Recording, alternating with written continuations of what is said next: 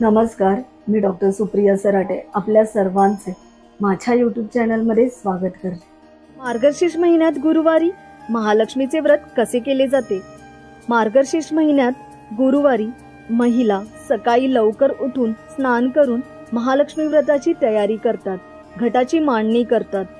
5 झाडांची पाने आणि नारळ घेऊन घट बनवला जातो, त्याचा साज शृंगार केला जातो। या घटासमोर महालक्ष्मीचा मुखवटा लावण्याची किंवा प्रतिमा ठेवण्याची सुद्धा पद्धत आहे। त्यानंतर सकाळी आणि संध्याकाळी दोन्ही वेळी पूजा करून महालक्ष्मी व्रताची कहाणी वाचून नैवेद्य दाखवला जातो। या निमित्ताने महिला दिवसभर उपवास देखील करतात। अशा प्रकारे मार्गशीर्ष महिन्यात गुरुवारी लक्ष्मीचे व्रत केले जाते। मात्र यंदाच्या अर्थात 2023 या वर्षी मार्गशीर्ष महिन्यात 5 गुरुवार येत आहेत। या उपवासामागे प्रत्येकाची काही ना काही श्रद्धा असते।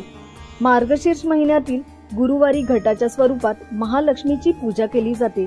घटाला आकर्षक स्वरूपात सजावट केली जाते आणि मनोभावे पूजा अर्चना करून कुटुंबाला समाधान, शांती, ईश्वरी कृपा लाभावी यासाठी प्रार्थना केली जाते। शेवटच्या गुरुवारी व्रताचे उद्यापन केले जाते। याचबरोबर शेजारी बाजाराच्या सभासद स्त्रियांना हळदी कुंकू लावून भेट दिली जाते। मार्गशीर्ष महिन्यात गुरुवारी पूजा विधी कशा प्रकारे आहे?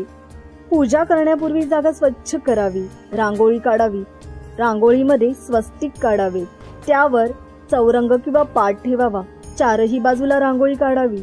चौरंगावर लाल कपडा घालून त्यावर तांदूळ किंवा गव्हाची रास घालून त्यावर तांब्याचा कलश ठेवावा। कलशाला बाहेरून हळद कुंकवाचे बोट लावावे आणि त्यावर स्वस्तिक चिन्ह लावावे।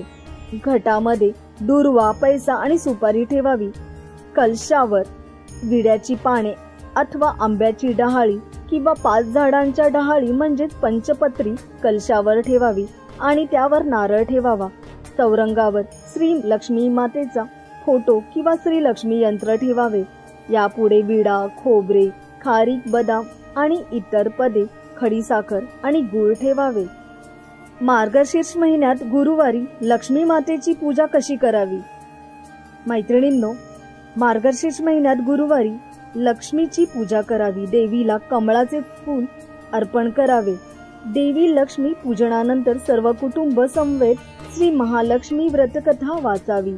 मात्र एकाग्र आणि शांत चित्ताने कथा महात्म्य वाचावी। शांतता आणि एकाग्रता असल्यास पोथी वाचनाच्या वेळी श्री महालक्ष्मी मातेचे अप्रत्यक्षरित्या अस्तित्व जाणवतं असं म्हणतात, म्हणून शांतता असायलाच हवी। त्यानंतर आरती करावी आणि श्री लक्ष्मी नमन अष्टक वाचावे। संध्याकाळी पुन्हा देवीची आराधना करून नैवेद्य दाखवावा। गायीसाठी एक वेगळं पान काढावे। दुसऱ्या दिवशी कलशातील पाणी घरात शिंपडावे आणि नंतर हे पाणी तलावात किंवा तुळशीच्या झाडाला वाहून द्यावे।